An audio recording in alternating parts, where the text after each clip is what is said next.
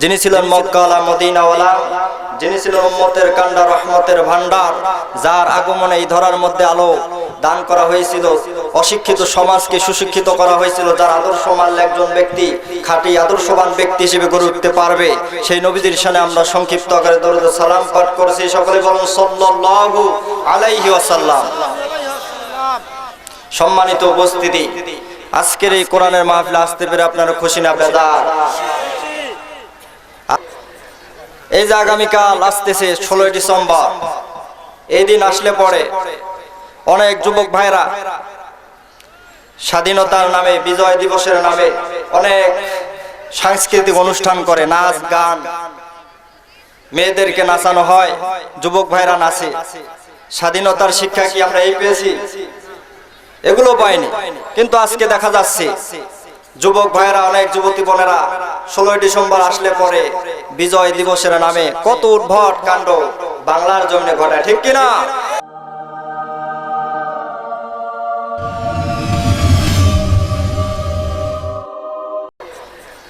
এই যে আগামীকাল আসতেছে 16 ডিসেম্বর, এই দিন আসলে পরে অনেক যুবক ভাইরা স্বাধীনতার নামে, বিজয় দিবসের নামে অনেক সাংস্কৃতিক অনুষ্ঠান করে, নাচ গান, মেয়েদেরকে নাচানো হয়, যুবক ভাইরা নাচে। স্বাধীনতার শিক্ষা কি আমরা এই পেয়েছি? এগুলো পাইনি। কিন্তু আজকে দেখা যাচ্ছে যুবক ভাইরা, অনেক যুবতী বোনেরা 16 ডিসেম্বর আসলে পরে বিজয় দিবসের নামে কত উদ্ভট কাণ্ড বাংলার জমিনে ঘটায়, ঠিক কিনা? এগুলো করা যাবে? এগুলো করা যাবে না। যারা এই দেশের জন্য জীবন দিয়েছেন, রক্ত ঝরিয়েছেন, তাদের জন্য আমাদেরকে দোয়া করতে হবে। আওয়াজ দিয়ে বলেন ঠিক কিনা? কিন্তু দোয়ার কোনো সিস্টেম নেই। তাদের জন্য যে হাত তুলে আমরা দোয়া করব, এই দেশকে রক্ষা করার জন্য যারা জীবন দিলেন, রক্ত ঝরালেন, তাদের জন্য আমরা মোটেও দোয়া করি না। বরংস এই দেশকে নিয়ে তামাশা করা হচ্ছে, রং তামাশা করা হচ্ছে। আওয়াজ দিয়ে বলেন ঠিক কিনা? রং তামাশা করার আর সুযোগ নেই, বেঈমানি গাদ্দারি করার আর সুযোগ নেই। এই দেশ মুসলমানের দেশ, এই দেশ আল্লাহওয়ালার দেশ, এই দেশ কোরআনের দেশ।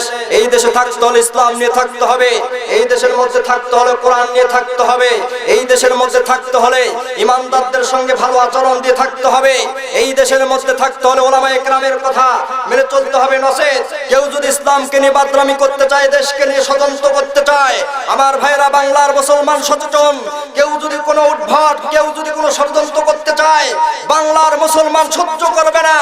হাজারো তাওহীদি জনতা এর বিপক্ষে সোচ্চার হয়ে দাঁড়াবে। আওয়াজ দিয়ে বলেন ঠিক কিনা? আওয়াজ দিয়ে বলেন ঠিক কিনা? সচেতন হওয়ার দরকার আছে না নাই?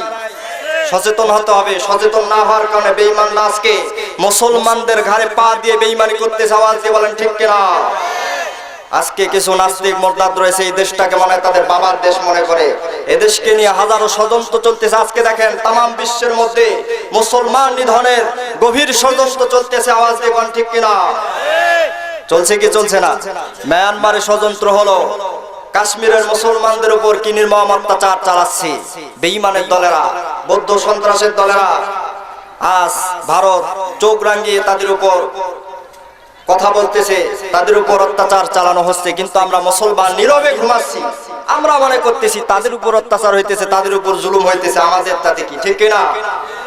কিন্তু একটা কথা জেনে রাখেন, আজকে ঘুমায় রয়েছেন, একদিন এই ষড়যন্ত্রের ফাঁদে আপনাকেও পড়তে হবে, ঠিক কিনা? এই জন্য ষড়যন্ত্রের ফাঁদে যেন না পড়ি, তার আগেই আমাদেরকে সোচ্চার হতে হবে, সোচ্চার হয়ে দাঁড়াতে হবে। তাহলে তারা কিন্তু আমাদের উপর কোনো জুলুম চাপাতে পারবে না। তো সম্মানিত উপস্থিতি, আজ তামাম বিশ্বের মধ্যে এরকম ষড়যন্ত্র হচ্ছে। ষড়যন্ত্রের হাত থেকে তাদের মোকাবেলা আমাদের করতে হবে, যেন কোনো নিরীহ মুসলমানদের উপর ষড়যন্ত্র করতে না পারে। কিন্তু আমরা তো এগুলোর দিকে কোনো ভ্রুক্ষেপ দেই না। আমরা মুসলমান দাবি করি, ইমানদার দাবি করি, কিন্তু বাংলার জমিনের মধ্যে যদি কেউ ইসলাম নিয়ে গাদ্দারি করে মুসলমানদের উপর যদি কোনো হামলা চালায়, আমরা মসজিদের কোণে বসে সুবহানাল্লাহ, আলহামদুলিল্লাহ, আল্লাহু আকবারের তাসবিহ পড়ি। কিন্তু বাংলার জমিনে এত কাণ্ড ঘটে যাচ্ছে, মুসলমান নিধনের গভীর ষড়যন্ত্র চলতেছে, আমরা সুবহানাল্লাহ, আলহামদুলিল্লাহ, আল্লাহু আকবারের তাসবিহ পড়ে ঘরের মধ্যে বসে আছি, মসজিদের কোণে বসে আছি, আমরা মনে করতেছি বিশাল বড় একজন আল্লাহওয়ালা হয়ে গেলাম, ঠিক কিনা? সম্মানিত উপস্থিতি, তসবিহ পড়ে জিকির করেই যদি সবচেয়ে বড় আল্লাহওয়ালা হওয়া যাইতো, তাহলে আল্লাহর হাবিব জিহাদের ময়দানে গেলেন কেন?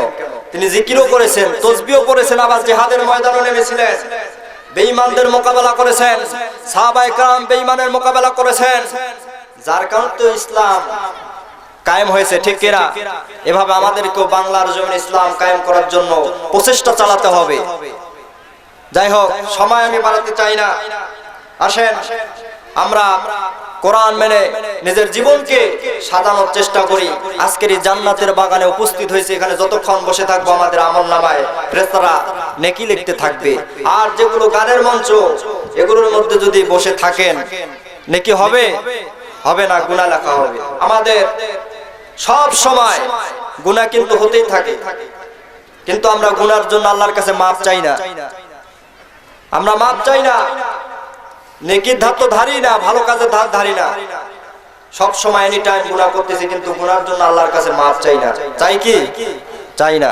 আমাদেরকে পরিপূর্ণ মুসলমান হয়ে কবরে যেতে হবে, পরিপূর্ণ আল্লাহওয়ালা হতে হবে, পরিপূর্ণ দিন মেনে কবরে যেতে হবে। নচেত দুনিয়া থেকে বিদায় নিয়ে যদি আপনি কবরে যান, আমলনামা যদি খারাপ হয়, কবরের মধ্যে অবস্থাটাও কিন্তু খারাপ হবে, কি হবে না? এগুলো করা যাবে? এগুলো করা যাবে না। যারা এই দেশের জন্য জীবন দিয়েছেন, রক্ত ঝরিয়েছেন, তাদের জন্য আমাদেরকে দোয়া করতে হবে। আওয়াজ দিয়ে বলেন ঠিক কিনা? কিন্তু দোয়ার কোনো সিস্টেম নেই। তাদের জন্য যে হাত তুলে আমরা দোয়া করব, এই দেশকে রক্ষা করার জন্য যারা জীবন দিলেন, রক্ত ঝরালেন, তাদের জন্য আমরা মোটেও দোয়া করি না। বরংস এই দেশকে নিয়ে তামাশা করা হচ্ছে, রং তামাশা করা হচ্ছে। আওয়াজ দিয়ে বলেন ঠিক কিনা? রং তামাশা করার আর সুযোগ নেই, বেঈমানি গাদ্দারি করার আর সুযোগ নেই। এই দেশ মুসলমানের দেশ, এই দেশ আল্লাহওয়ালার দেশ, এই দেশ কোরআনের দেশ। এই দেশে থাকতে হলে ইসলাম নিয়ে থাকতে হবে, এই দেশের মধ্যে থাকতে হলে কোরআন নিয়ে থাকতে হবে, এই দেশের মধ্যে থাকতে হলে ইমানদারদের সঙ্গে ভালো আচরণ দিয়ে থাকতে হবে, এই দেশের মধ্যে থাকতে হলে ওলামায়ে কেরামের কথা মেনে চলতে হবে। নচেত কেউ যদি ইসলামকে নিয়ে বাদরামি করতে চায়, দেশকে নিয়ে ষড়যন্ত্র করতে চায়, আমার ভাইরা বাংলার মুসলমান সচেতন, কেউ যদি কোনো উদ্ভট, কেউ যদি কোনো ষড়যন্ত্র করতে চায়, বাংলার মুসলমান সহ্য করবে না। হাজারো তাওহীদি জনতা এর বিপক্ষে সোচ্চার হয়ে দাঁড়াবে। আওয়াজ দিয়ে বলেন ঠিক কিনা? আওয়াজ দিয়ে বলেন ঠিক কিনা? সচেতন হওয়ার দরকার আছে না নাই? সচেতন হতে হবে। সচেতন না হওয়ার কারণে বেঈমানরা আজকে মুসলমানদের ঘাড়ে পা দিয়ে বেঈমানি করতেছে। আওয়াজ দিয়ে বলেন ঠিক কিনা? আজকে কিছু নাস্তিক মোরতাদ রয়েছে, এই দেশটাকে মনে হয় তাদের বাবার দেশ মনে করে, এদেশকে নিয়ে হাজারো ষড়যন্ত্র চলতেছে। আজকে দেখেন তামাম বিশ্বের মধ্যে মুসলমান নিধনের গভীর ষড়যন্ত্র চলতেছে। আওয়াজ দিয়ে বলেন ঠিক কিনা? চলছে কি চলছে না? মিয়ানমারে ষড়যন্ত্র হলো, কাশ্মীরের মুসলমানদের উপর কি নির্মম অত্যাচার চালাচ্ছে বেঈমানের দলেরা, বৌদ্ধ সন্ত্রাসের দলেরা। আজ ভারত চোখ রাঙিয়ে তাদের উপর কথা বলতেছে, তাদের উপর অত্যাচার চালানো হচ্ছে, কিন্তু আমরা মুসলমান নীরবে ঘুমাচ্ছি। আমরা মনে করতেছি তাদের উপর অত্যাচার হইতেছে, তাদের উপর জুলুম হইতেছে, আমাদের তাতে কি, ঠিক না? কিন্তু একটা কথা জেনে রাখেন, আজকে ঘুমায় রয়েছেন, একদিন এই ষড়যন্ত্র, এই ষড়যন্ত্রের ফাঁদে আপনাকেও পড়তে হবে, ঠিক কিনা? এই জন্য ষড়যন্ত্রের ফাঁদে যেন না পড়ি, তার আগেই আমাদেরকে সোচ্চার হতে হবে, সোচ্চার হয়ে দাঁড়াতে হবে। তাহলে তারা কিন্তু আমাদের উপর কোনো জুলুম চাপাতে পারবে না। তো সম্মানিত উপস্থিতি, আজ তামাম বিশ্বের মধ্যে এরকম ষড়যন্ত্র হচ্ছে। ষড়যন্ত্রের হাত থেকে তাদের মোকাবেলা আমাদের করতে হবে, যেন কোনো নিরীহ মুসলমানদের উপর ষড়যন্ত্র করতে না পারে। কিন্তু আমরা তো এগুলোর দিকে কোনো ভ্রুক্ষেপ দেই না।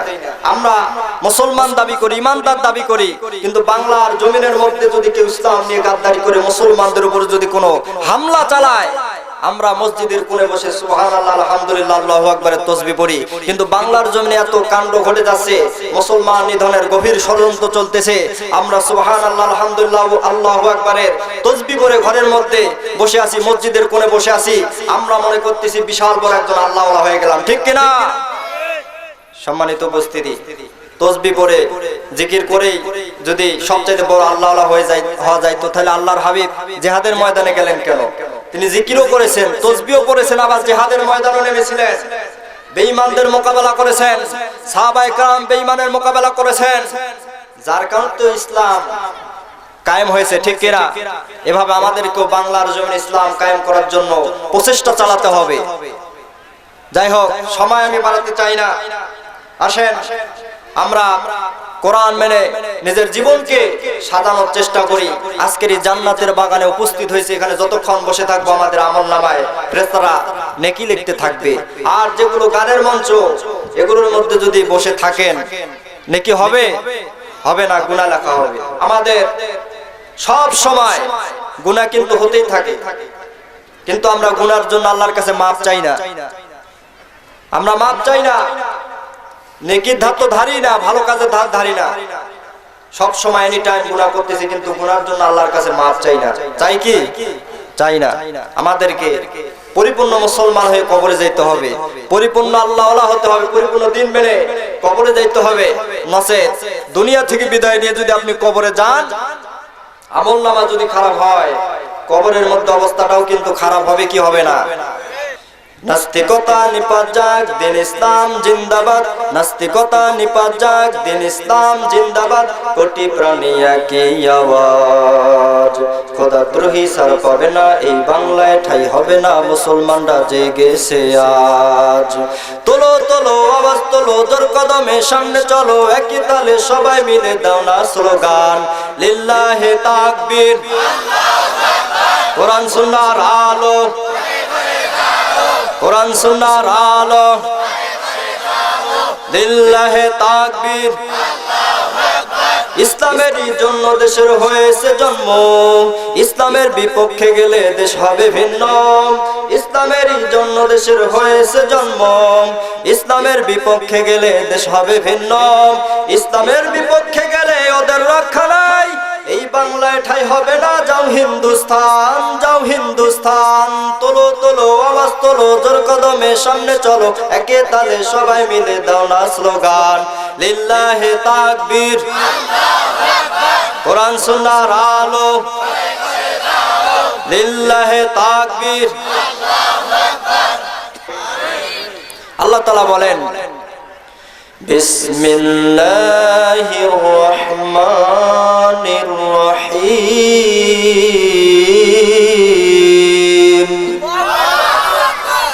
ইয়া আইয়ুহাল্লাযীনা আমানুত্তাকুল্লাহ, ইয়া আইয়ুহাল্লাযীনা আমানুত্তাকুল্লাহ ওয়া কুনু মা'আস সাদিকিন।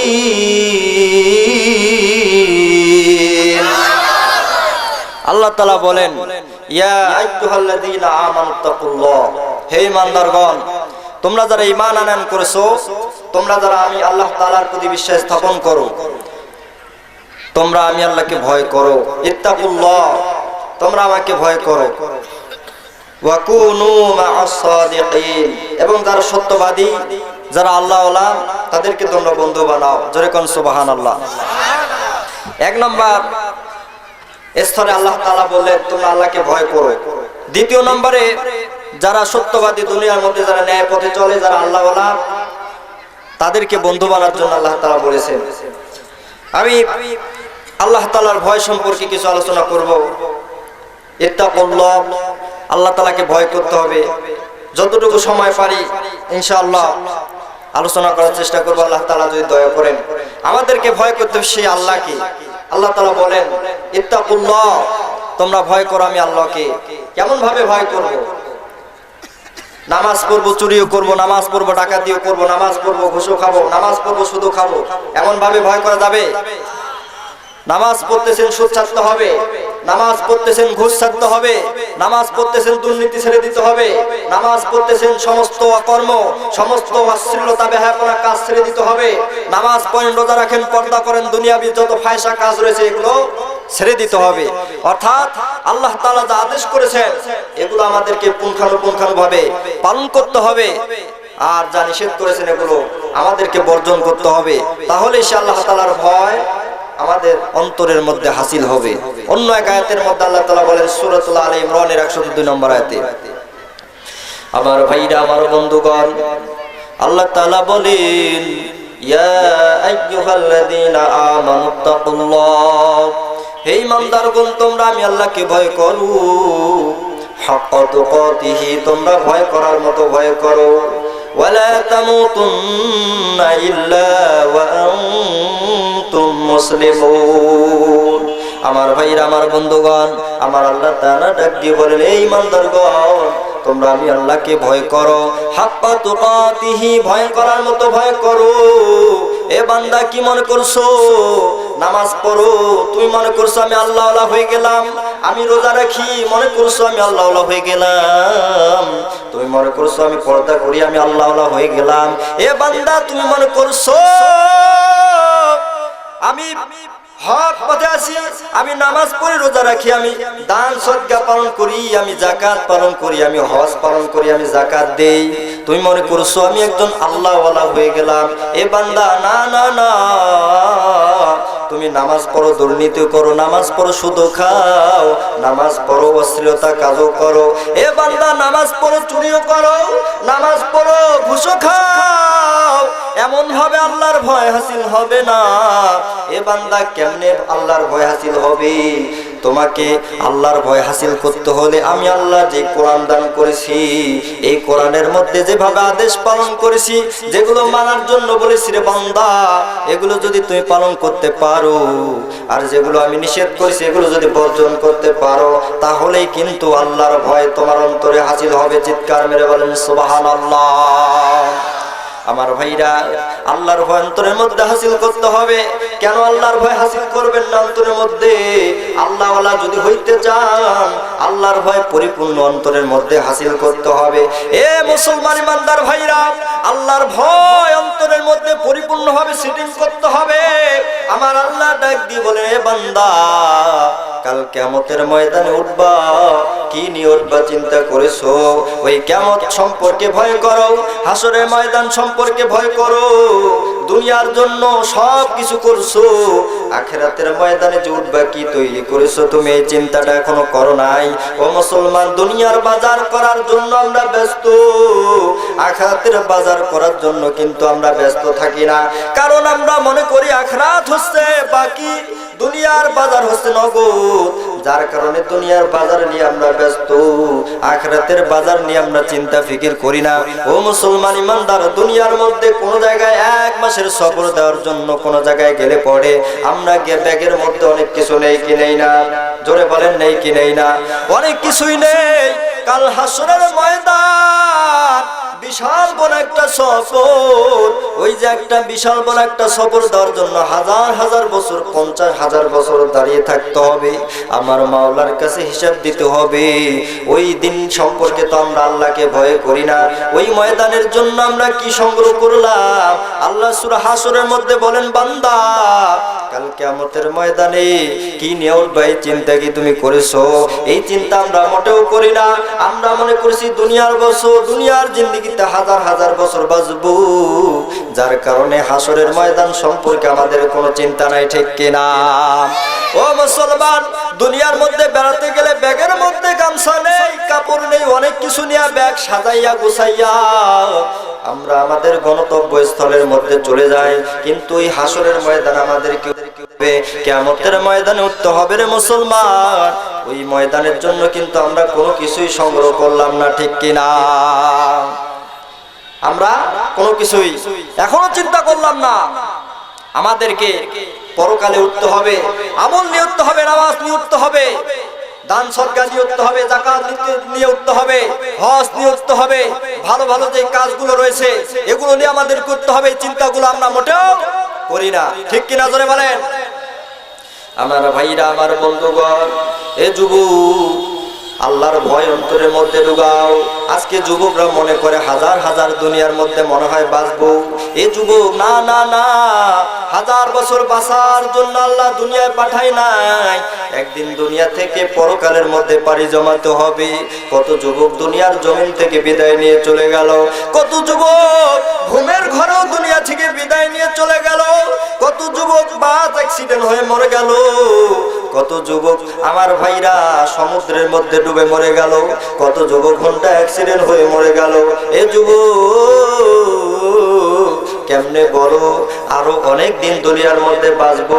যুবকদেরকে যদি বলা হয় যুবক নামাজ পড়ো, পর্দা করো, আল্লাহর গোলামি করো, হক কথা বলো, সত্য কথা বলো, যুবক তখন বলে ও ভাই এখনো তো অনেক সময় আছে। কি বলতো, আমি যুবক মানুষ, আর সামনে একটু আগাক, বয়সটা একটু বেশি হোক, বয়সটা বেশি হয়ে পড় গেলে বৃদ্ধ যখন হয়ে যাব, দাড়ি রাখবো, মাথায় টুপি লাগাবো, গায়ের মধ্যে লম্বা জামা লাগাবো, আর কোনোদিন মসজিদ থেকে বাইর করব না, আমার পা মসজিদের মধ্যে ডুববো, শেষ পর্যন্ত আমি ইবাদত বন্দেগী করব।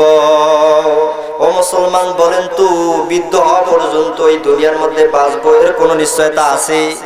আরো আওয়াজ দিয়ে বলেন আছে? না না যুবক ভাই, বৃদ্ধ হওয়া পর্যন্ত যদি আমাদের হায়াত থাকতো, এই গ্যারান্টি থাকতো, তাহলে আমাদের এই বাংলার জমির যুবক যারা দুনিয়ার জমিন থেকে বিদায় নেয়, এরা তাহলে এই দুনিয়া থেকে বিদায় হইতো না, ঠিক কিনা? ও মুসলমান ইমানদার আল্লাহর গোলাম, কি মনে করছো আল্লাহর গোলামি করে পর্দা করি সম্মান কমে গেছে? না না না, আল্লাহর গোলামি করি, আল্লাহর হুকুম মেনে চলি, বিন্দু পরিমাণ সম্মান কমে নাই। বাজারে যাও বন্ধ হয় নাই, ব্যবসা বাণিজ্য বন্ধ হয় নাই, আমার ভাইরা রাস্তাঘাটে চলো বন্ধ হয় নাই, আমাদের কোনো কিছু বন্ধ হয় নাই, খানা দানাও বন্ধ হয় নাই। দিন যত যায়, দিন যত যায়, আল্লাহ তাআলা সম্মানের স্থানটা আরো উচ্চ উপরে নিয়ে যাচ্ছে। জোরে কোন সুবহানাল্লাহ। আমরা মনে করি মাদ্রাসায় পড়লে মনে হয় আলেম হলে সম্মান কমে যায়, না খেয়ে মরতে হয়। কে বলেছে রে ভাই, কে বলেছে? খোঁজ নিয়ে দেখো, খোঁজ নিয়ে দেখো, যারা আলেম হয়েছে, কোরআন পড়ে যারা আল্লাহওয়ালা, তাদের সম্মান আল্লাহ তাআলা অনেক অনেক উপরে তুলে দিয়েছেন। সুবহানাল্লাহ বলে। এ যুবক, আল্লাহর ভয় অন্তরের মধ্যে ঢুকাও। এই দুনিয়ার জমিন থেকে চলে যাইতে হবে, পরকালের মধ্যে বাঁচতে পারবো না, বাঁচতে পারবো না। হাসরের ময়দানে উঠতে হবে। ও মুসলমান, ওই হাসরের ময়দান সম্পর্কে কেন ভয় অন্তরের মধ্যে রাখো না? হাসরের ময়দান সম্পর্কে আমার আল্লাহ তাআলা বলেন, ওয়াত্তাকু ইয়াওমান লা তাজজি নাফসুন আন নাফসিন শাইআ ওয়ালা ইয়াকবালু মিনহা আদলু ওয়ালা তানফাউহা শাফাআতু ওয়ালা হুম ইউনসারুন। আল্লাহু আকবার। এ মুসলমান ইমানদার আল্লাহর গোলাম, আল্লাহ তাআলা ডাক দিয়ে বলেন, ওয়াত্তাকু ইয়াওমান লা তাজজি নাফসুন আন নাফসিন শাইআ। তোমরা সেই দিনের ব্যাপারে ভয় করো, আমি আল্লাহ কি? সেই দিন বলতে হাসরের ময়দানকে বোঝানো হয়েছে, সেই দিন বলতে কিয়ামত দিবসকে বোঝা হয়েছে। কিয়ামত দিবসকে তোমরা ভয় করো, যেই দিনে কেউ কারো উপকারে আসবে না। বাবা তার সন্তানের জন্য উপকারে আসবে না, মা তার সন্তানের জন্য উপকারে আসবে না, এক ভাই আর অপর ভাইয়ের জন্য উপকারে আসবে না, এক বোন অপর বোনের জন্য উপকারে আসবে না, দুনিয়ার পাড়া প্রতিবেশী বন্ধু বান্ধব আপনার উপকারে আসবে না। ওই কিয়ামতের ময়দানে কেউ আপনার উপকারে আসবে না। এ মুসলমান, দুনিয়ার মধ্যে বিপদের মধ্যে পড়ে গেলে আপনার বন্ধু একাই যায়, আপনার বাবা, আপনার ভাই, আপনার আত্মীয়স্বজন আপনাকে বাঁচানোর জন্য ছুটে চলে যায়। ওই কিয়ামতের ময়দানে আপনি হাসরের ময়দানে যখন ধরা পড়ে যাবেন, ফেরেশতারা হ্যান্ডকাপ লাগায়া লাগায়া যখন পিটাইতে পিটাইতে জাহান্নামের দিকে নিয়ে যাবে, মুসলমান কেউ নাই, কেউ নাই বাঁচাবার। আমার আল্লাহ বলেন, ওই কিয়ামতের ময়দানে ওয়ালা ইউকবালু মিনহা আদলু ওয়ালা তানফাউহা, ওই কিয়ামতের ময়দানে কারো কোনো বিনিময় গ্রহণ করা হবে না। দুনিয়ার জমিনে জেল জুলুম হলে পরে ঘুষ দিয়ে বাইর হওয়া যায়, টাকা দিলে পরে সাজাটা একটু কম হয়। ওই হাসরের ময়দানে কারো কোনো বিনিময় গ্রহণ করা হবে না। ওয়ালা তানফাউহা শাফাআতু ওয়ালা হুম ইউনসারুন। কিয়ামতের ময়দানে কারো কোনো সুপারিশ চলবে না, আমার আল্লাহ কারো সুপারিশ গ্রহণ করবে না। হে মুসলমান, ওই কিয়ামতের ময়দানে তাদের জন্য কোনো সাহায্যকারী থাকবে না। কোন সাহায্যকারী থাকবে? কিয়ামতের ময়দানে কোন সাহায্যকারী থাকবে না। আল্লাহর ভয় অন্তরের জন্য আমাদেরকে সিটিং করতে হবে, কিন্তু আল্লাহর ভয় আমরা অন্তরের মধ্যে সিটিং করলাম না। দুনিয়ার মধ্যে যা করার মন চায় তাই করি। আমার ভাইরা, গুনার কাজ করার মন চাইলে গুনাহ করি, বেহায়াপনার কাজ করতে মন চাইলে বেহায়াপনার কাজ করি, যা করার ইচ্ছা তাই করি। আমরা একটা বার যদি চিন্তা করতাম, আমি যে অন্যায় কাজটা করতেছি দুনিয়ার সকলের চোখে ফাঁকি দিলে পরে আমার মাওলার কাছে ফাঁকি দিতে পারবো? পারবো না। আমার আল্লাহ দেখতেছেন আমি কি করতেছি, আমি বর্তমান কি করতেছি, আমার মাওলা সব কিছু দেখতেছেন। ফেরেশতারা ক্যামেরা দিয়ে ভিডিও করতেছেন, কাল কিয়ামতের ময়দানে ফাঁস হয়ে যাবে। দুনিয়ার মধ্যে আপনি গুনাহ করতেছেন, গুনাহ করার পর যখন কিয়ামতের ময়দানে বলা হবে বান্দা তুমি তো গুনাহ করেছো অনেক, তোমার অনেক গুনাহ, তুমি এ করছো সে করছো, তখন এই বান্দা বলবে না আল্লাহ আমি কোনো গুনাহ করি নাই। আমার ভাইরা, আমার বন্ধুগণ, কিয়ামতের ময়দানে আমাদের সামনে যখন ফেরেশতারা বলবে, আল্লাহ তাআলা বলবেন বান্দা তোমার তো অনেক গুনাহ, তুমি তো অনেক গুনাহ করেছো। বান্দাকে যখন বলা হবে এ বান্দা দুনিয়ার মধ্যে কেন গরিব অসহায় ব্যক্তিদের উপর অত্যাচার চালাইছো, দুনিয়ার মধ্যে কেন তুমি হাঙ্গামা মারামারি হট্টগোল কেন সৃষ্টি করেছো, এ বান্দা কেন তুমি মারামারি করেছো, কেন অন্যের বাড়িতে আগুন লাগাই দিয়েছো, এ বান্দা কেন তুমি অন্যায় কাজ করেছো, তখন বান্দা বলবে আল্লাহ না না, দুনিয়ার মধ্যে আমি কোনো গুনার কাজ করি নাই, আমি চুরি করি নাই, বাটপারি করি নাই, গরিব মানুষের উপর কোনো জুলুম করি নাই, আমি কোনো গুনার কাজই করি নাই। আমার আল্লাহ তখন ওই বান্দার মুখের উপরে সিল মেরে দিবেন, জবানকে বন্ধ করে দেওয়া হবে। আমার আল্লাহ সূরাতুল ইয়াসিনের মধ্যে বলেন اليوم نختم على أفواههم وتكلمنا أيديهم وتشهد أرجلهم بما كانوا يكسبون। আরো চিৎকার মেরে বলেন আল্লাহু আকবার। আমার ভাইরা, এই কোরআনে যে আয়াত তেলাওয়াত করা হলো এটা কার কালাম? এটা কে নাজিল করেছে? আমার আল্লাহ নাজিল করেছেন এই দুনিয়ার মানুষদেরকে সঠিক পথ দেখানোর জন্য, এই দুনিয়ার মানুষগুলোকে ভালো বানার জন্য, হেদায়েতের পথ দেখার জন্য যুগে যুগে আমার আল্লাহ তাআলা নবী আলাইহিস সালাম পাঠাইছে। শেষ নবী হযরত মুহাম্মদ সাল্লাল্লাহু আলাইহি সাল্লামকে দুনিয়ায় পাঠা হয়েছে, তার উপরেই কোরআন নাজিল করা হয়েছে।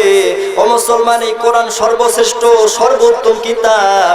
দুনিয়ার মধ্যে যত কিতাব আছে, আসমানি কিতাবদের মধ্যে যতগুলো আসমানি কিতাব আছে, সমস্ত আসমানি কিতাবগুলোর মধ্যে সর্বশ্রেষ্ঠ কিতাব হচ্ছে আল কোরআনুল কারীম। ঠিক কিনা? এ যুবক, কেনই কোরআন পড়ো না? কেন তোমার বাড়ির মধ্যে কোরআন তেলাওয়াত হয় না? তোমার বাড়ির মধ্যে কেন আজকে স্টার জলসা জি বাংলার গান গাও? কেন আজকে তোমার বাড়ির মধ্যে স্টার জলসা চালু করেছো? কেন তোমার বাড়ির মধ্যে আজকে জি বাংলা চালু করেছো?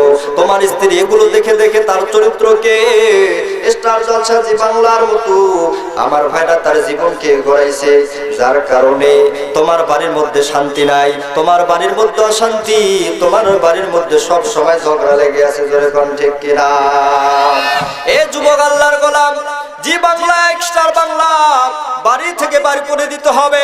বাড়ির মধ্যে কোরআন ঢুকাতে হবে। কোরআনের আলোচনা যত হবে, যত কোরআন তেলাওয়াত হবে, তত বেশি আল্লাহর রহমত আপনার বাড়ির মধ্যে বর্ষিত হবে। ঠিক কিনা? আমার ভাইরা, আমার বন্ধুগণ, আজকে কোরআন থেকে দূরে থাকার কারণে আমাদের মানব জীবনে অশান্তি। ঠিক কিনা? এ যুবক, এই কোরআন মানতে হবে, কোরআন অনুযায়ী জীবন গড়াতে হবে, নচেত কোশ্চিন কারো আমরা কিন্তু শান্তি পাইতে পারবো না। ঠিক কিনা? এ যুবক, কাল কিয়ামতের ময়দানে আমার আল্লাহ ডাক দিয়ে বলবেন, জবান যখন বন্ধ করে দেওয়া হবে, হাত কথা বলবে, পা কথা বলবে, শরীরের অঙ্গ প্রত্যঙ্গ গুলো কথা বলবে। হাত বলবে আল্লাহ হাত দিয়ে গরিব মানুষের গালের মধ্যে চড় মেরেছে, এই হাতের আঙ্গুলের খোসার মধ্যে আমার ভাইরা কলমের খোসায় লক্ষ লক্ষ টাকা অবৈধভাবে ইনকাম করেছে, এই পা দিয়ে হেঁটে হেঁটে যাত্রার প্যান্ডেলে গিয়েছিল, সব সাক্ষী দিয়ে দিবে। কাল কিয়ামতের ময়দানে বাঁচার কোনো উপায় নাই রে ভাই। কেন মাতবাড়ি করো? কেন অহংকার করো? কেন টাকার বড়াই দেখাও? দুনিয়ার মধ্যে দেখো কত টাকাওয়ালা ব্যক্তি ছিল, কত ধনী মানুষ ছিল, তাদের কিন্তু আর দুনিয়ার মধ্যে তাদের স্থান নাই, তারা দুনিয়া থেকে বিদায় নিয়ে চলে গেছে। এর মধ্যে প্রধান অতিথি আসবে, তো এর মধ্যে তারপরে আপনি শেষ করে উনি আসবেন। এ যুবক, মাতাব্বরি বাদ দাও, ক্ষমতা বাদ দাও। কত ক্ষমতাদার ব্যক্তি দুনিয়া থেকে চলে গেছে, কত মাস্তান দুনিয়া থেকে চলে গেছে। তুমি কি দেখো নাই আবু জাহেলের মতো বাটপার দুনিয়ারে নাই, ফেরাউনের মতো বাটপার আর দুনিয়ায় নাই, নমরুদের মতো বাটপার আর দুনিয়ায় নাই। তাদেরকে দুনিয়া থেকে আমার আল্লাহ লাঞ্ছিত করে বিদায় করে দিয়েছেন। আজও যদি কোনো বদমাশ, কোনো বেঈমান ইসলাম নিয়ে বাটপারি করতে চায়, ঠাট্টা করতে চায়, তাদেরকে ওইভাবে লাঞ্ছিত করে আমার আল্লাহ বিদায় করে দিবে। কুনু মা'আস সাদিকিন, তোমরা সত্যবাদী মুমিনদের সাথী হও। আমরা কার বন্ধু হব? যারা আল্লাহওয়ালা, যারা নেককার, যারা পরহেজগার, তাদেরকে বন্ধু বানাবো। কারণ সৎ সঙ্গে স্বর্গবাস, অসৎ সঙ্গে সর্বনাশ। আপনি যদি একজন ভালো ব্যক্তির সঙ্গে ঘোরাফেরা করেন, একজন নেককার ব্যক্তির সঙ্গে যদি চলাফেরা করেন, আপনার মধ্যে ওই প্রভাবটা পড়বে। সে যদি ভালো কাজ করে, আপনার মধ্যে ওই ভালো কাজের প্রভাব পড়বে। আর যদি আপনি খারাপ ব্যক্তির সঙ্গে চলাফেরা করেন, ও যদি মদ খায়, জুয়া খায়, তার প্রভাবটা কিন্তু আপনার মধ্যে পড়বে কি পড়বে না। এজন্য আমাদেরকে চলাফেরার ক্ষেত্রেও চিন্তা গবেষণা করে চলতে হবে। আমি চলতেছি কার সঙ্গে? আমি যেই বন্ধুকে আমার বন্ধু বানিয়েছি, সে নামাজ পড়ে কিনা, সে রোজা রাখে কিনা, সে পর্দা করে কিনা, এই চিন্তা আমাদের মেধার মধ্যে রাখতে হবে। নচেত আমরা বিপদগামী হয়ে যাব। আমার ভাইরা, আমার বন্ধুগণ, স্বল্প সময়ের মধ্যে দেখি একটু ফিনিশিং দেওয়ার চেষ্টা করতে পারি কিনা। এ যুবক, আল্লাহর ভয়ন্তরে ডুবাও। আজকে শরীরের মধ্যে রক্ত আছে, রক্তর গরমে দুনিয়ার মধ্যে কত অন্যায় করতেছো। আজকে দুনিয়ার মধ্যে হানাহানি করতেছো, দুনিয়ার মধ্যে কাটাকাটি করতেছো, মারামারি করতেছো। আজকে রক্তের গরমে কম ক্ষমতা দেখাও নাই, ক্ষমতার দাপটে কম অত্যাচার চালাও নাই দুনিয়ার মধ্যে। এ যুবক, কাল কিয়ামতের ময়দানে বলো, আমার আল্লাহ সমস্ত ক্ষমতাদার ব্যক্তিদের ক্ষমতার হবেন। আমার আল্লাহ যখন ক্ষমতাদার ব্যক্তিদের ক্ষমতার হবেন, আমার আল্লাহ যখন রাজত্বের মালিক হবেন, সার্বভৌমত্বের ক্ষমতার মালিক হবেন, ওই কিয়ামতের ময়দানে যখন আমরা ফকির বেশি উঠবো, বলো বলো, ওই কিয়ামতের ময়দানে বাঁচার উপায় আছে কি? না না যুবক ভাই, না না, কাল কিয়ামতের ময়দানে বাঁচতে পারবো না, বাঁচতে পারবো না। এই জন্য আসেন আমরা সেই মাওলাকে ভয় করি। এ যুবক, দুনিয়ার মধ্যে সূর্যের তাপ সহ্য হয় না। দুনিয়ার জমিন থেকে 9 কোটি 30 লক্ষ মাইল দূরেই সূর্য, এরপরে সূর্যের তাপ আমরা সহ্য করতে পারি না। এ মুসলমান ইমানদার আল্লাহর গোলাম, যেই দিন তাপের মাত্রা বেশি হয়ে যায়, শরীর থেকে ঘাম বাইর হয়, কখনো নদীতে দৌড়ায় গোসল করার জন্য পুকুরের মধ্যে যায়, কখনো আবার এসির মধ্যে ঠান্ডা হওয়ার জন্য যায়। আমার ভাইরা, এরপরও আমাদের মনের মধ্যে শান্তি নাই। এ যুবক, আল্লাহর গোলাম, ওই হাসরের ময়দানে 1 হাত 6 হাত উপরে যখন এই সূর্যটা এনে দেওয়া হবে, তখন বলেন কি অবস্থাটা হবে? আমার ভাইরা, আমার আল্লাহ তাআলা যখন সূর্যটাকে 1 হাত 6 হাত উপরে নিয়ে আসবেন, মানুষের মাথার মস্তিষ্ক গুলো গলে গলে ভাতের মারের মতো উদলাতে থাকবে, টক বক করে নাক কান বেয়ে পড়বে। আমার ভাইরা, আল্লাহ সূর্যকে ডাক দিয়ে বলবেন, রে সূর্য, তোর মধ্যে যত তাপ আছে ছাড়ো, আমার নাফরমান বান্দা বুঝুক আমি আল্লাহ কেমন। এ যুবক, মাতাব্বরি বাদ দাও, ক্ষমতা বাদ দাও, আসেন আল্লাহর দিকে আমরা চলে আসি, আল্লাহর গোলামি করি, কোরআন অনুযায়ী চলি। এ যুবক, আল্লাহর গোলাম, কিয়ামতের ময়দানে আমার আল্লাহ হুঙ্কার দিয়ে বলবেন, লিমানিল মুলকু ইয়াউমা লিল্লাহিল ওয়াহিদিল কাহ্হার। আমার আল্লাহ হুঙ্কার দিয়ে বলবেন, এ বান্দা, বলো বলো, দুনিয়ার জন্য 5 বছরের ক্ষমতা পাইয়া কম ক্ষমতা দেখাও নাই, মানুষের উপর কম অত্যাচার চালাও নাই, মারামারি করছো, নির্দোষ মানুষকে গুলি করে মারছো, ফাঁসির কাস্টে ঝুলাইছো। এ বান্দা, অন্যায় করে কত অন্যায় কাজ করেছো, বলো বলো, আজকে ক্ষমতার মালিক কে? আজকে সার্বভৌমত্বের ক্ষমতার মালিক কে? আজকে রাজত্বের মালিক কে? আমার আল্লাহ কিয়ামতের ময়দানে হুঙ্কার দিয়ে বলবেন, লিল্লাহিল ওয়াহিদিল কাহ্হার। আল্লাহ নিজে নিজেই বলবেন, আজকে রাজত্বের মালিক, আজকে সার্বভৌমত্বের ক্ষমতার মালিক, আজকে রাজত্বের মালিক মহারাগান্বিত আমি আল্লাহ। চিৎকার মেরে বলেন সুবহানাল্লাহ। এ যুবক ভাই, ওই কিয়ামতের ময়দানে বাঁচার কোনো উপায় হবে না। মাতবাড়ি বাদ দেন, ক্ষমতা বাদ দেন, দুনিয়ার জন্য যারা ক্ষমতা দেখাইছে তারা কিন্তু টিকতে পারে না, ঠিক কিনা?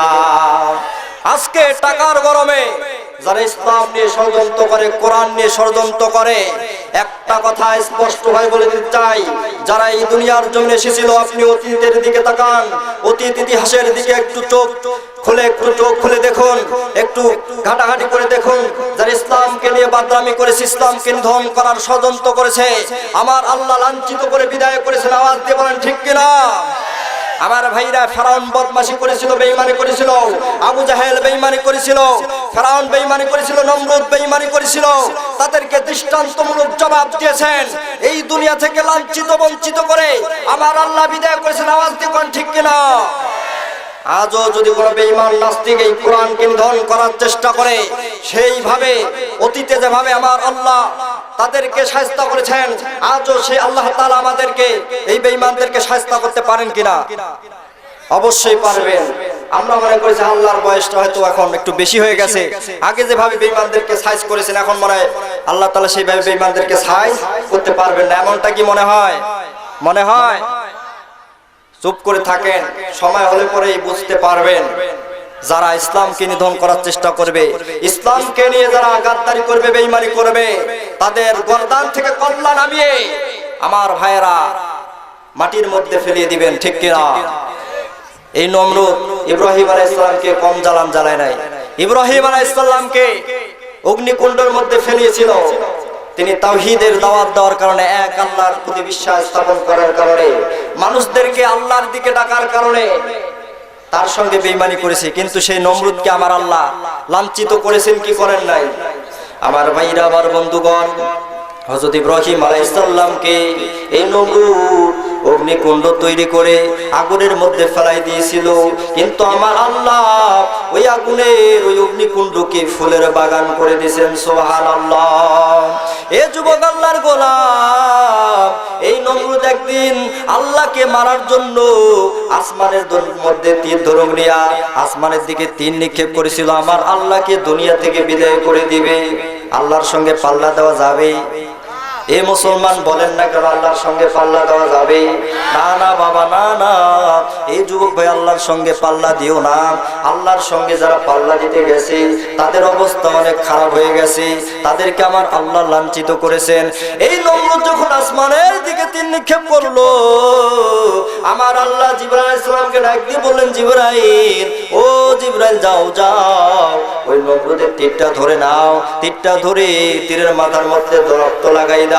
রক্ত মাখা তীরটা যখন নিচের মধ্যে পড়বে, নমরুদ বুঝবে আমি আল্লাহকে সে মেরে দিয়েছে, আমার আল্লাহর অস্তিত্ব সে ধ্বংস করেছে। নাউযুবিল্লাহ বলেন। এ যুবক আল্লাহর গোলাম, জিবরাইল আলাইহিস সালাম যখন নমরুদের তীরটা ধরে নিলেন, তীর ধরার পর ওই তীরের মাথার মধ্যে যখন রক্ত লাগাই দিলেন, রক্ত মাখা তীরটা যখন নিচের মধ্যে পড়ে গেল, নমরুদ এবার আনন্দে আত্মহারা। এ মুসলমান, এমন আনন্দ করতে লাগলো, আনন্দের ঠেলায় মনে হয় ধুতিটা, তার পরনের ধুতিটা খুলে পড়ে যাবে, এই অবস্থা হয়ে গেছে। নমরুদ আনন্দে আত্মহারা, কারণ তীরের মধ্যে যখন রক্ত দেখলো সে মনে করছে আল্লাহকে মেরেই দিয়েছে। একটু পর নমরুদ ইব্রাহিম আলাইহিস সালামকে ডাক দিয়ে বলল, ইব্রাহিম, তোমার আল্লাহর কি দল বাহিনী নাই? ইব্রাহিম আলাইহিস সালাম আসমানের দিকে ইশারা করে বললেন যে, দেখো আমার আল্লাহর দল বাহিনী চলে আসতেছে। আসমানের দিকে লক্ষ্য করে অসংখ্য মশা নিচের দিকে নামিয়ে আসতেছে। মশাগুলো তার সৈন্যবাহিনীকে কামড়াতে কামড়াতে দুনিয়া থেকে বিদায় করে দিল। একটা ল্যাংড়া মশা নমরুদের নাক দিয়ে প্রবেশ করে তার হেডকোয়ার্টার অফিসের মধ্যে বসে কামড়াতে কামড়াতে তার মাথার মধ্যে যখন যন্ত্রণা শুরু হয়ে গেল, নমরুদ সহ্য করতে না পেরে তার চাকর দিয়ে জুতা দিয়ে বাড়ি দেওয়ার জন্য তাকে বলে দিল। চাকর যখন জুতা দিয়ে বাড়ি দেন, মশা চুপ করে বসে থাকে। আবার কামড়ালে আবার জুতা দিয়ে বাড়ি দেওয়া বন্ধ, মশা আবার কামড় দেয়, যখন বাড়ি দেয় মশা চুপ হয়। এভাবে নমরুদ যখন বলল, তোমার কি শরীরের মধ্যে শক্তি আছে না নাই? কেমন ভাবে মারতেছো? যার কারণে মশা কামড় দেওয়া থেকে বন্ধ হচ্ছে না। এরপরে চাকর এমন জোরে একটা পিটুনি দিয়েছে, মাথা ফেটে আমার ভাইরা সব শেষ, দুনিয়া থেকে বিদায় হয়ে গেল। কিন্তু ল্যাংড়া মশাকে আল্লাহ হেফাজত করলেন। দেখেন, যে আল্লাহ বিদ্বেষী ইসলাম বিদ্বেষীকে বড় কিছু দিয়ে মারার জন্য আল্লাহ তাআলা কোনো বড় বাহিনী লাগে? ক্ষুদ্র প্রাণী যথেষ্ট।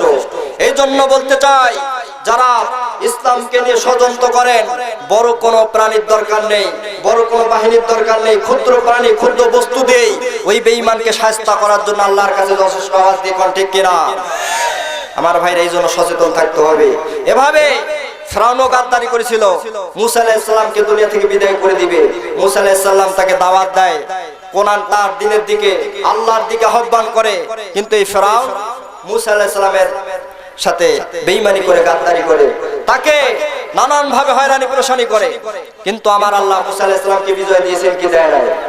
আমার ভাইরা, আমার বন্ধুগণ, যতই ষড়যন্ত্র করো না কেন, যতই বেঈমানি করো না কেন, কোনো লাভ নাই, কোনো লাভ নাই। কারণ ইমানদার আল্লাহকে ভয় করে, ইমানদার আল্লাহকে ভয় করে।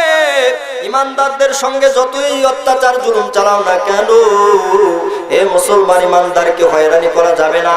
কারণ আমার আল্লাহ ইমানদারদের সঙ্গে আছেন, ইমানদারদেরকে সহায় করেন। ইমানদাররা ধৈর্য ধারণ করে আল্লাহর উপর আস্থা রাখে, আমার আল্লাহ ইমানদারদেরকে বিজয় দান করেন। জোরে কোন সুবহানাল্লাহ। একদিন ফিরআউন, আমার ভাইরা, মূসা আলাইহিস সালাম যখন বনি ইসরাইল তার সাথী সঙ্গীদেরকে নিয়ে তার এলাকা ত্যাগ করে অন্যত্র চলে যাবেন, মিশর এলাকা ত্যাগ করে যখন অন্যত্র চলে যাবেন, এবার যখন ফিরআউন খবর পেয়ে গেল মূসা তো আর এই এলাকার নাই, এই রাষ্ট্রের মধ্যে নাই, সে তার দলবাহিনী নিয়ে অন্যত্র চলে গেছে, তাকে পাকড়াও করতে হবে, তাকে কখনো ছাড়া যাবে না, তাকে দুনিয়ার জমিন থেকে বিদায় করে দিতে হবে। আমার ভাইরা যখন পিছু পিছু লেগে পড়ে গেল, মূসা আলাইহিস সালামও তার দলবাহিনী নিয়ে সামনের দিকে অগ্রসর হতে লাগলেন। চলতে চলতে নীল নদের সামনে চলে গেল। ডানে বড় বড় পাহাড়, বামেও বড় বড় পাহাড়, সামনের মধ্যে নীল নদ, বিশাল বড় সমুদ্র। তার সাথী সঙ্গীগণ একটু ভয় পেয়ে গেলেন, ডাক দিয়ে বলেন, ওগো পয়গম্বর, ডানেও বড় বড় পাহাড়, বামেও বড় বড় পাহাড়, সামনে বিশাল বড় নীল নদ সমুদ্র, আমাদের আর বাঁচার কোনো উপায় নাই, আমাদের বাঁচার মতো আর কোনো রাস্তা নাই। মূসা আলাইহিস সালাম ডাক দিয়ে বলেন, ও সাথী সঙ্গীগণ, ভয় পেও না, ভয় পেও না, আমার আল্লাহ আমাদের সঙ্গে আছেন, আমার আল্লাহ আমাদের বিজয় দান করবেন, ভয় পেও না, ভয় পেও না। আল্লাহ তাআলা মূসা আলাইহিস সালামকে ডাক দিয়ে বলেন, ও মূসা, তোমার হাতের লাঠি দিয়ে সমুদ্রের মধ্যে আঘাত করো, আঘাত করলে পরে একটা রাস্তা তৈরি হয়ে যাবে। মূসা আলাইহিস সালাম হাতের লাঠি দিয়া সমুদ্রের মধ্যে যখন আঘাত করলো, বিশাল বড় সমুদ্রের মাঝখানে পানিগুলো চিরে প্রাচীরের মতো মাঝখানে দাঁড়িয়ে গেল, মাঝখানে একটা বিশাল বড় রাস্তা তৈরি হয়ে গেল, শুকনো একটা পথ তৈরি হয়ে গেল। ওই রাস্তা দিয়া মূসা আলাইহিস সালাম তার দলবাহিনী তাদেরকে নিয়ে পাড়ি দিতে লাগলেন। পাড়ি দিতে দিতে মাঝ স্থলের মধ্যে যখন চলে গেল, এবার ফিরআউন সামনের মধ্যে চলে আসলো, তার দলবাহিনীকে ডাক দিয়ে বলল, ও দলবাহিনীরা, ওই যে দেখো মূসা সমুদ্রের মাঝখানে, সমুদ্রের মাঝখানে তারা চলে গেছে, তাদেরকে পাকড়াও করো। আমার ভাইরা সামনের দিকে যখন পাকড়াও করতে লাগলেন, ও মনে করছিল এই রাস্তাটা মানে তার বাপ দাদা তৈরি করে রেখে গেছে। মানুষের যখন মৃত্যুর সময় হয়ে যায়, তার কিন্তু হুঁশ জ্ঞান কিছুই থাকে না, ঠিক কিনা? সামনের দিকে যখন অগ্রসর হতে লাগলো, মাঝখানে যখন ফিরআউন তার দলবাহিনী চলে গেল, মূসা আলাইহিস সালাম সমুদ্র পার হয়ে চলে গেলেন। তখন আল্লাহ তাআলা সমুদ্রকে হুকুম জারি করলেন। আল্লাহকে অত কিছু কোনো বড় ধরনের কোনো বক্তব্য দেওয়া লাগে না, আল্লাহ তাআলা শুধু ছোট একটি শব্দ ইউজ করলেন, কুন হও ফায়াকুন, হয়ে যাও। জোরে কোন সুবহানাল্লাহ। সঙ্গে সঙ্গে সমুদ্রের পানি এক হয়ে গেল, দলবাহিনী সব পানির মধ্যে ডুবে পানি খেয়ে খেয়ে দুনিয়া থেকে বিদায় নিয়ে চলে গেল। ফিরআউন পানি খায়, নিচে যায়, একবার উপরে ওঠে, এভাবে ডুবতে ডুবতে যখন পানি খেয়ে খেয়ে যখন জীবন চলে যাবে,